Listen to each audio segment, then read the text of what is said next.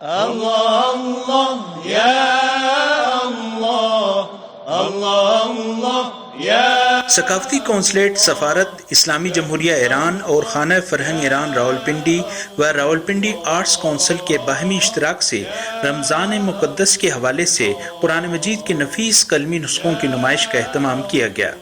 نمائش کا افتتاح جناب احسان خزائی ثقافتی کونسلر اسلامی جمہوریہ ایران نے کیا۔ کہ ما را به راحت هدایت کند، به تومار جرمم عنایت کند، که ما را به راحت هدایت کند، به تومار جرمم عنایت کند۔ قرآن کریم کے قلمی نسخوں کی نمائش کی افتتاحی تقریب منعقد ہوئی، جس میں جناب Waqar Ahmed director Rawalpindi arts council نے اپنے خطاب میں جناب احسان خزائی ثقافتی کونسلر کا شکریہ ادا کیا، جن کے تعاون سے آج اس نمائش کا انعقاد ممکن ہو سکا۔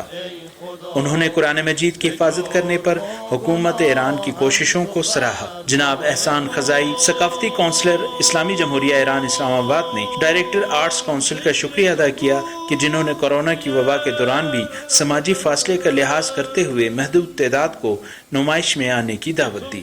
انہوں نے مزید بتایا کہ آج کی اس نمائش میں 40 سے زیادہ قلمی نسخے جو ہمارے بزرگوں کی کاوشوں کا نتیجہ ہیں نمائش کے لیے رکھے گئے ہیں، اور ایک قرآن مجید 750 سال پرانا قدیمی قلمی نسخہ ہے۔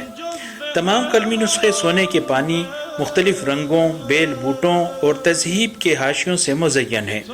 یہ قابل دید نمائش ایک ہفتے کے لیے جاری رہے گی۔ مرکز تحقیقات فارسی ایران اور پاکستان میں 600 سے زائد قلمی نسخے موجود ہیں۔ اللہ اللہ یا